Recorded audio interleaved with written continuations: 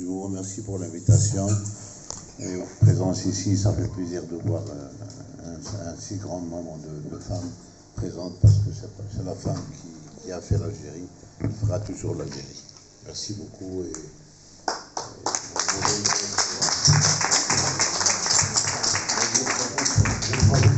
De cette occasion pour vous demander de vous mobiliser pour les élections de la nouvelle constitution algérienne qui va se dérouler à la fin du mois. Dans le jour juste, c'est plus grand, mais on le fera sur 3 à 4 jours. On vous communiquera les endroits et ça vous fait. Soyez nombreux, mobilisez-vous, c'est pour la Algérie. Pour construire une Algérie nouvelle, démocratique et plus prospère. Voilà.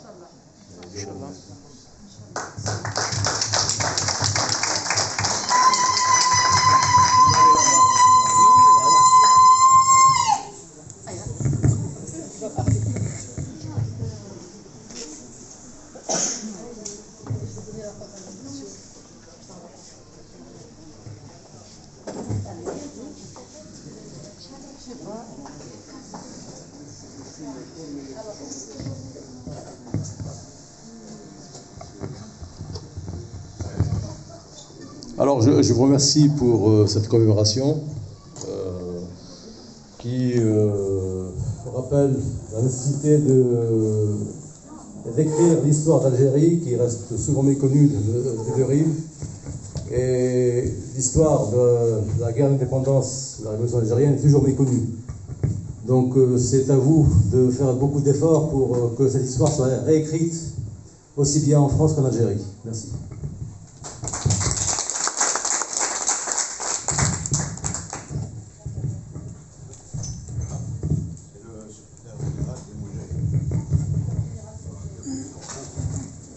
Salam alaikum.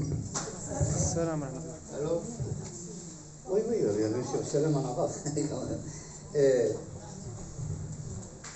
Je remercie d'abord Madame de nous avoir invités et c'est un plaisir de venir pour nous essayer de raconter, de parler de l'histoire. C'est vrai, comme vient de le dire, notre histoire n'est pas connue.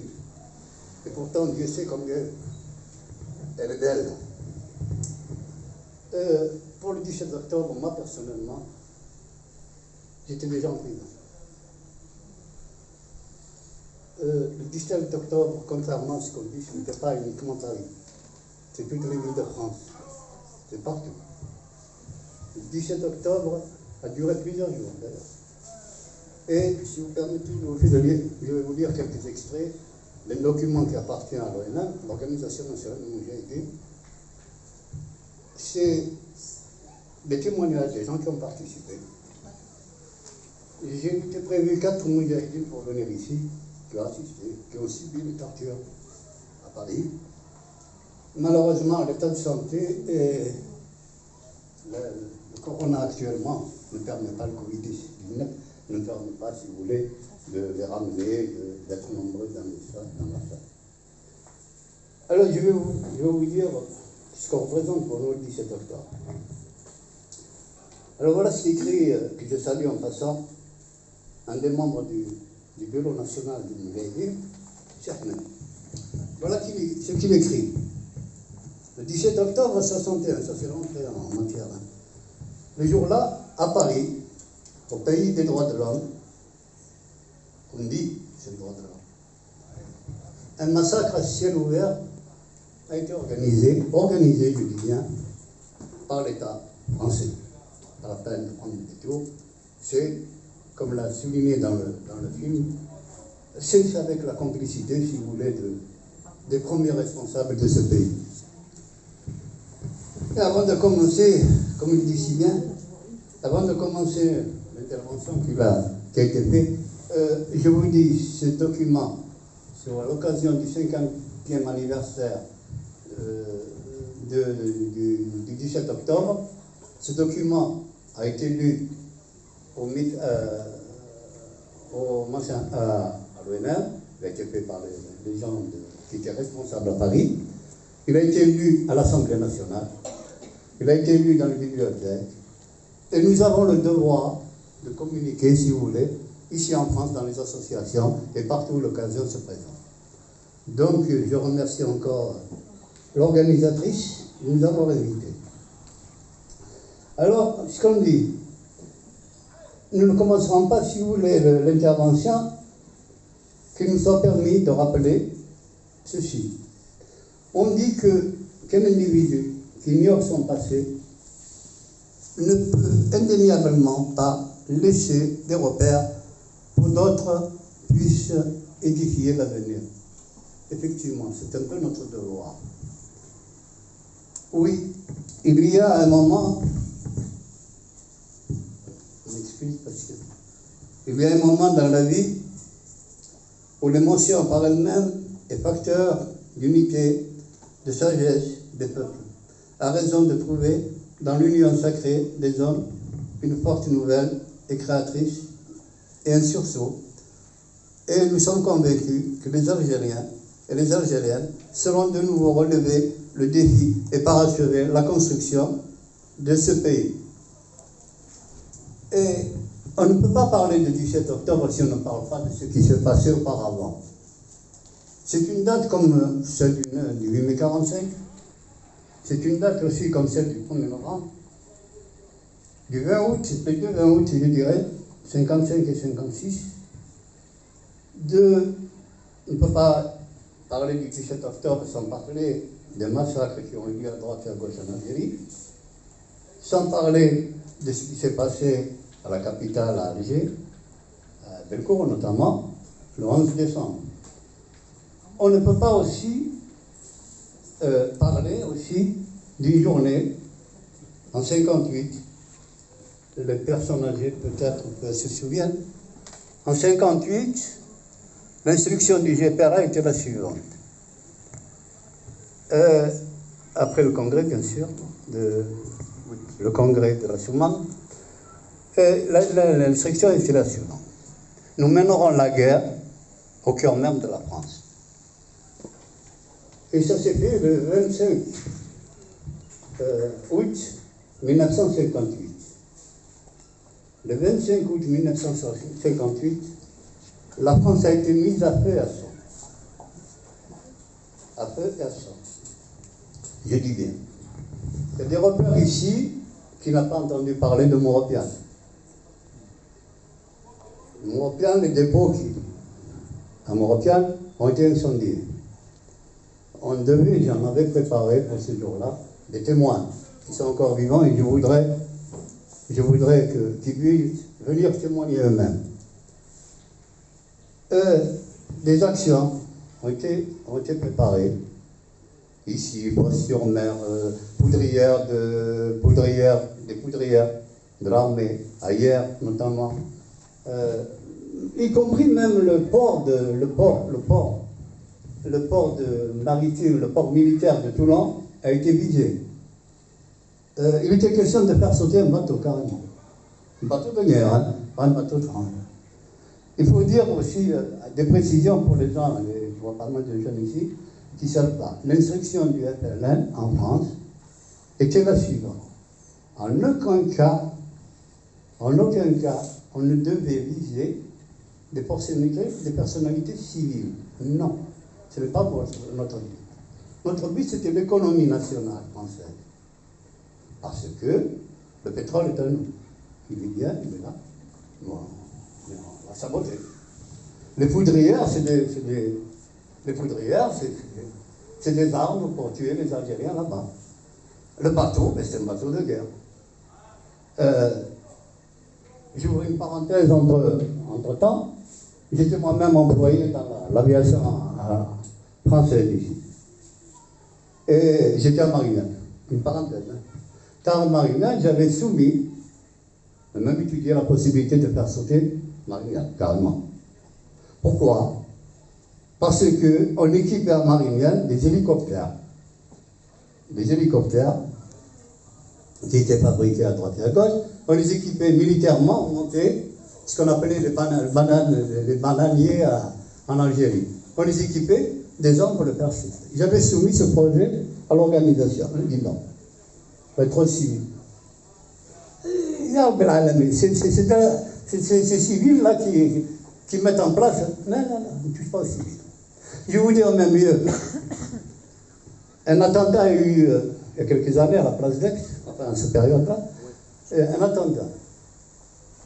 Et une dame civile, a été touchée. Elle a été dédommagée par les FLN. On a renforcé les FLN avec ce que vous voyez là, les gens qui viennent, qui ont fait les films, c'était prêt. On s'intéressait à la population. Ce qui nous intéressait ici, chez nous, c'était de ramener le maximum de Français vers nous. C'est ce qui a été fait, et ça depuis 1958. À partir du moment où l'organisation réellement a été mise en place, après le deuxième quadrième de notre État en France. Et donc on a, lors des questions de toucher des opérations civiles, non, ou chaque fois. Et on a eu, à partir de ce moment-là, beaucoup de Français qui nous ont rejoints.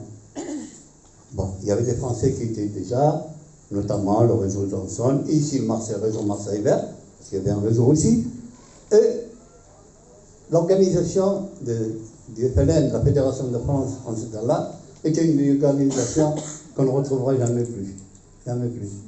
Une organisation de solidarité, de partage de responsabilités, de définition de secteur, une très belle organisation. Et je profite, parce qu'il y a beaucoup de femmes ici, de rendre hommage à ces femmes qui ont beaucoup fait, dont il y en a une ici aussi, qui ont beaucoup fait. Elle était très jeune, c'est une femme qui a pris ça peut-être sans le savoir parfois. On leur donnait des paquets qui l'emmènent à droite et à gauche, à des endroits bien précis, et elle les emmenait. Ils ne savaient pas. Des jeunes qui étaient au primaire. Ils sortaient de l'école, bon, ben, tu l'embrasses, tu le mets quelque chose là, tu me suis, et puis c'est fini, quoi. Arrivé au moment, quand on s'arrête, il s'arrête, et puis alors, ça y est, c'est soit une arme, soit des frappes, soit tout dépend. C'est une organisation formidable. Les femmes beaucoup ont été dans ce qu'on appelait le CSD. C'est tout ce qui est social. Il faut dire qu'il y avait beaucoup d'Algériens qui étaient en prison. Il y avait beaucoup d'Algériens aussi qui en Algérie n'avaient pas de quoi vivre.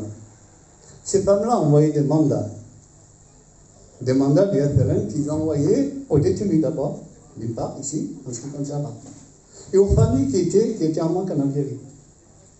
On était dans l'obligation d'envoyer des... C'est le côté social, si vous voulez, de l'organisation. Ce dont on n'en parle pas, mais je profite qu'il y a beaucoup de femmes aussi pour en parler. Et je tiens à leur rendre hommage. Il y a une femme qui a participé à la manifestation ici à Marseille du 17 octobre. Malheureusement, elle est déjà en état, elle est atteinte par d'Alzheimer, elle ne peut pas venir.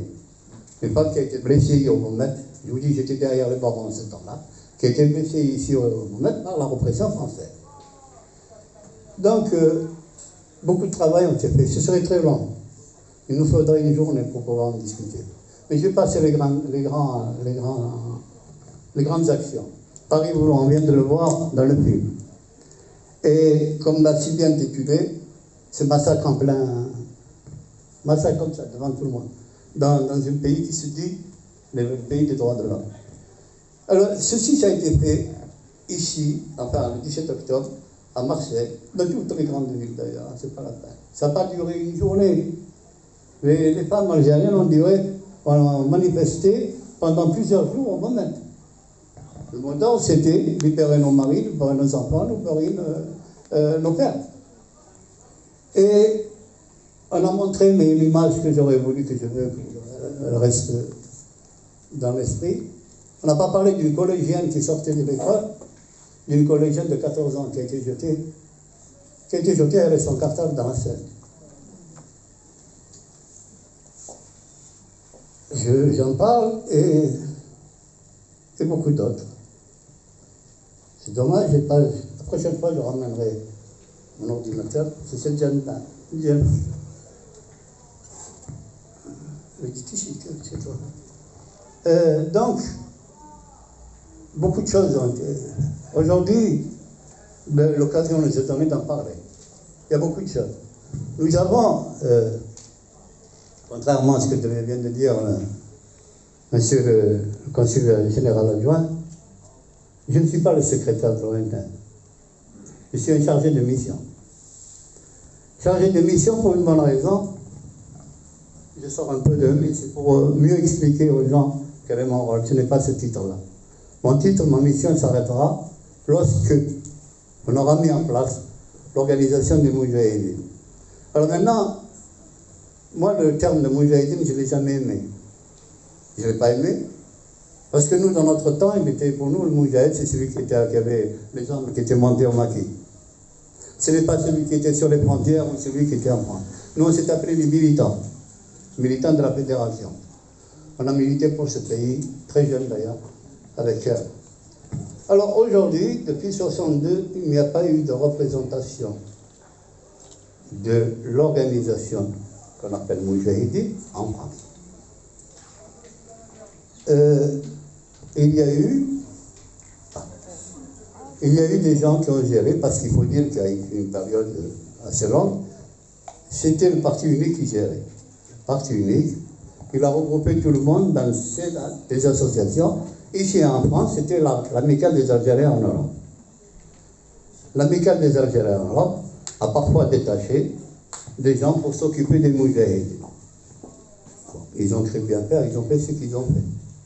Bon, toujours est-il dit, j'ai l'honneur d'être le premier à être désigné en tant que chargé de mission pour réorganiser, si vous voulez, les Moudjahidines dans le sud de la France, et je me tiens à la disposition de tous les Moudjahidines, de tous les enfants de Moudjahidines, parce qu'aujourd'hui, il faut dire qu'on ne parle plus de Moudjahidines. On parle chez nous, on parle de la famille révolutionnaire.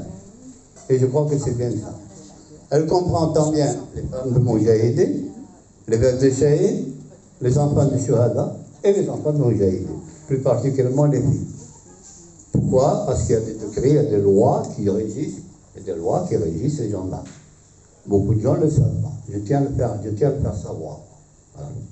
Malheureusement, je ne sais pas où recevoir les gens. Je fais un peu du porte-à-porte. Je cherche où loger pour pouvoir recevoir ces gens, recevoir les doléances et les porter à qui de droit. Et je m'implique énormément aussi dans le travail social. Nous avions on avait mis à notre disposition le local où on fait actuellement le Covid-19. CECF était venu me travailler, j'avais terminé une réunion. Il dit, bon, ça tombe bien, moi, voilà, il était de passage. Je voulais voir de quoi il s'agit. Voilà, on veut organiser, parce qu'il y a beaucoup de manque en Algérie, on a décidé d'envoyer ceci et cela en Algérie. Il n'y a pas de souci, on arrête. Il y a des priorités, alors aujourd'hui, il y a des priorités. Les priorités, on aura toujours le temps de rattraper. On aura le temps de rattraper, si vous voulez, le mois ou le mois et demi qu'on a perdu, il n'y a pas de souci. Mais je vous dis, mon souhait le plus grand, j'en profite pour en parler, c'est de pouvoir, dans la neutralité la plus totale, exécuter mon travail sans dépendre d'un parti ou d'un autre. Tout le monde m'a proposé de locaux.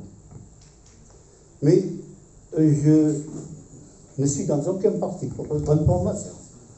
Et ça depuis 1964. Je tiens à garder ma position.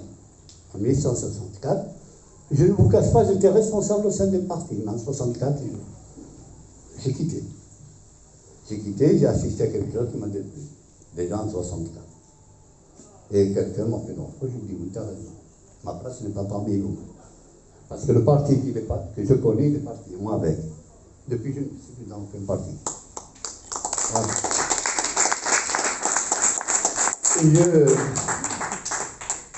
Et maintenant, aujourd'hui, être dans un local qui appartient à tel ou tel parti sans le citer, je me refuse. Je préfère venir dans une association comme ça. Moi, je me retrouve ce moment comme ça ou ailleurs. C'est malheureux, parce que nous, la révolution, on l'a faite dans les caves ici. On l'a faite dans les cafés, dans les caves. J'ai dit, il n'y a pas très longtemps, à un consul, j'ai dit, j'ai pas d'abri, mais moi, ça ne me gêne pas. Nous avons, très jeunes, en tant qu'étudiants, nous avons expliqué tous les jours, dans des caves, dans des garnis, comme on les appelait, dans des hôtels, on réunissait des gens pour expliquer ce qui se passait en Algérie. on leur a appris à tenir sous l'arme à écouter ça. Puis on a passé si vous voulez, des instructions qui nous venaient de nos responsables, là, à travers les états. Aujourd'hui, on ne peut pas. Je termine. Je sais que le temps ne me permet pas. C'est ce que j'ai dit. Je ne sais pas quel est le temps qui m'était imparti. Je vous dirai, j'aimerais pour une journée. Mais non, je ne vais pas. Donc, pour en revenir à ce qui nous concerne, je suis à la disposition de tout le monde. Mon numéro, la dame là, si un problème, je ne vous cache pas, nous sommes en période, si vous voulez, de reconstruction de cette Algérie. Il vous en a parlé, monsieur le consul général adjoint, et il vous en a parlé.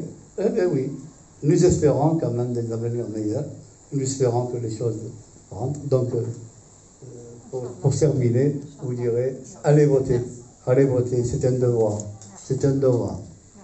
Déjà, on a fait un grand pas déjà, et continuons à le faire. Voilà. Merci. Oui, Malika. Voilà, et après on passera à... Bonjour. Moi, je n'ai pas grand-chose à dire. Je veux simplement dire que lorsqu'il y a eu ce massacre à Paris, je devais avoir à peu près 15 ans. J'étais à Marseille et ça a été une annonce où toute la population musulmane, nous avons été effondrés de cette nouvelle. Et bien sûr, nos aînés se sont organisés pour se révolter contre ce qui venait de se passer. Et ensuite, à l'attentat de Morépiane, j'étais là aussi, et c'est des grandes dames qui sont actuellement en Algérie, qui me menaient avec elles dans des actions. Comme j'étais jeune, donc je n'étais pas remarquée par la police civile, et bien sûr, on me donnait des tracts, on me donnait plein de papiers à les porter à de grands responsables du FLN. Et je l'ai fait, mais sans savoir exactement ce que je faisais, quoi. Hein. Voilà, c'est tout. Et jusqu'à maintenant, j'aime mon pays. Et il faut que ça change. Et pour que ça change, il faut essayer, il faut donner la chance à ceux qui sont là et qui pourraient faire quelque chose. Mais si on ne leur donne pas la chance d'essayer, on n'aura jamais rien. Alors si on peut voter, il faut aller voter. Et pour la Constitution, je pense qu'on devrait aller voter. C'est mon opinion. Merci.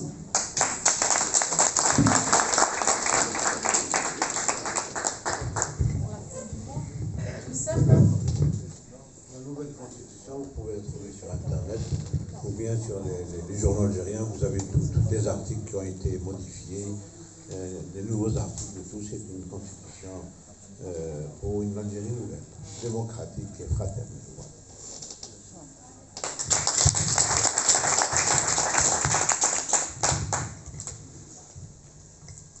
Alors, je vais peut-être dire un mot.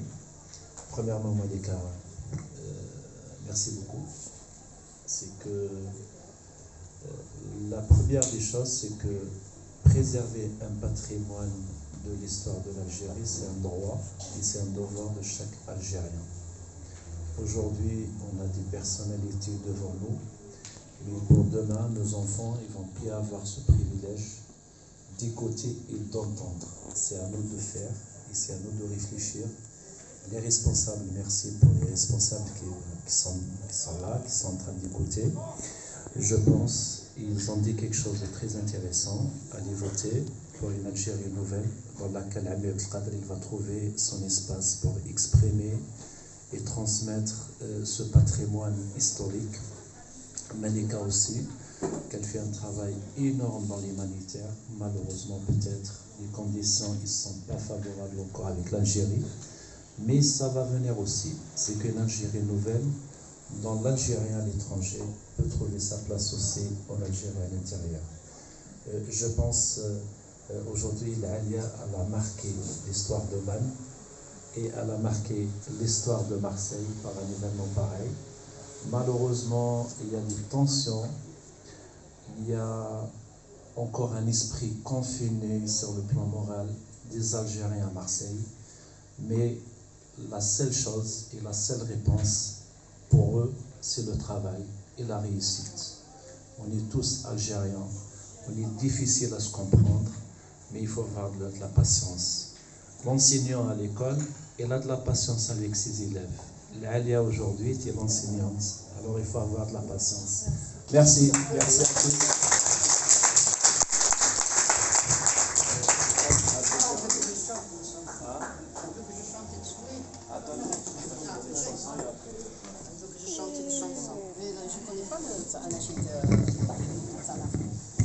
Salam alaikum. Bonjour tout le monde. Moi je suis présidente de l'association Patrimoine Social Culturel Algérien. Je m'occupe de Haraka. Il est malade en psychiatrie. J'ai écrit mon livre déjà sur la psychiatrie, sur le Haraka.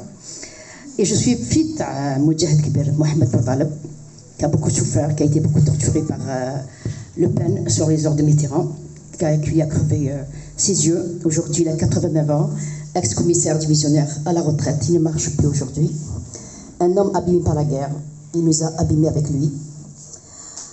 On lui a écrit son livre. Vous allez en Algérie, vous trouvez il y a ces photos partout. Monsieur Mohamed Boutaleb, qui a beaucoup souffert. Et voilà, et on vit avec l'histoire. L'Algérie, pour moi, vous rentrez chez moi à Marseille, c'est l'Algérie. C'est pour ça que je suis présidente de l'association Patrimoine Social Culturel Algérien.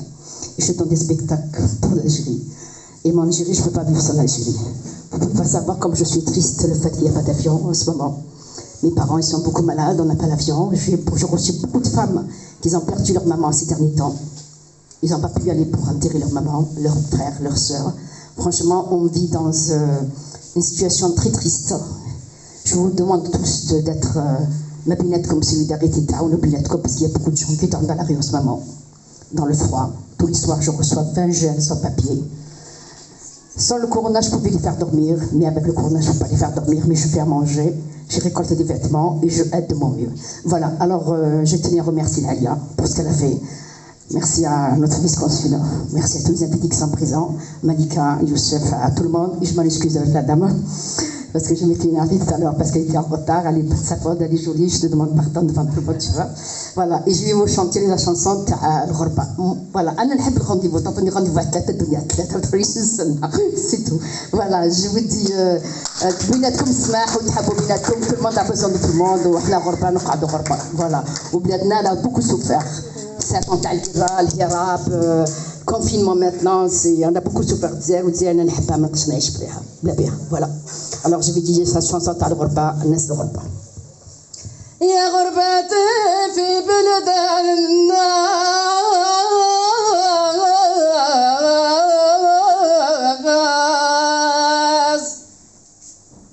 يا غربتي في بلد الناس أول يشوف يقول دبر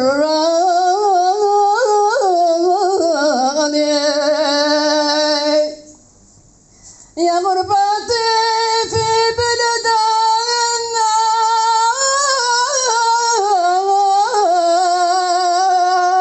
الناس ويشوف يقول دبراني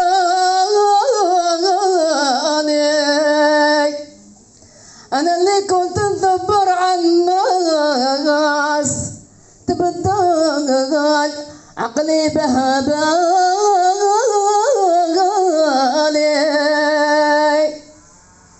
أنا اللي كنت ندبر عن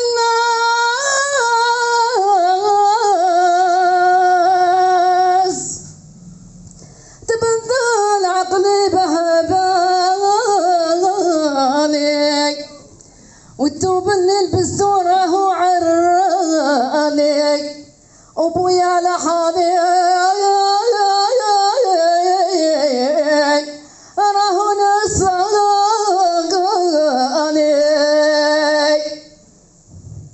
الثوب اللي لبسته راهو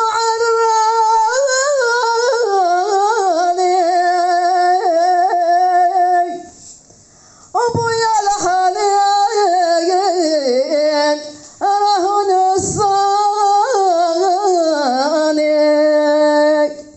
طال الوحش عليا طال الوحش عليا أنا يا نبراني غريب لا من سال عليا لا من سال عليا أنا يا نبراني غريب لا حد سقس عليا ولا حد عرف ما بيا.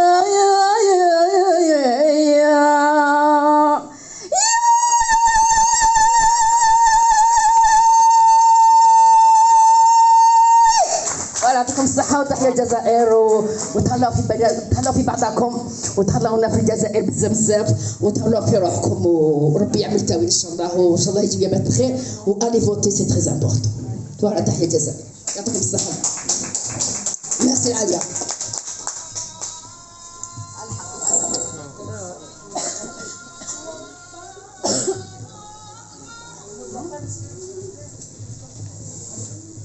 Merci beaucoup à tous et à toutes.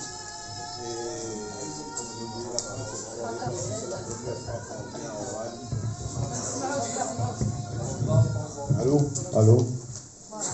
Merci surtout aux femmes, parce que je rends hommage aux femmes, parce que c'est grâce à vous que l'Algérie marche très bien et fonctionne bien. Donc je les remercie et je leur dis merci beaucoup pour l'invitation, parce que c'est la première fois qu'on vient à Aubagne et on soit accueillis de cette façon.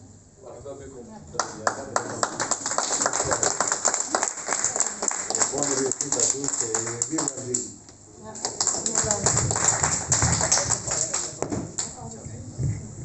Bon, ben, je remercie tout le monde d'être venu et ceux qui ne sont pas venus, je les remercie quand même.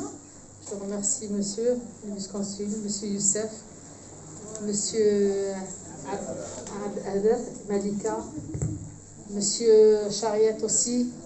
Je le remercie beaucoup parce qu'on a galéré, il a fait un très très bon travail. Sali aussi d'être venu avec tout son musée à elle-même, c'est le musée de l'Algérie. Et je remercie tout le monde, tous les Aubagniers, les Marseillais. Et ceux qui n'ont pas pu venir, bon, ils m'ont téléphoné. Ça ne sera qu'une partie remise.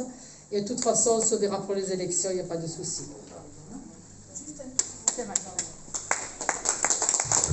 Excusez-moi, là je prends la parole parce qu'en ce moment nous sommes un collectif, nous sommes en train de préparer, nous envoyons la semaine prochaine des kits d'oxygénation en Algérie, des appareils qui vont soulager les patients parce que nous n'avons pas suffisamment d'appareils respiratoires en Algérie, beaucoup de gens sont encore dans les couloirs.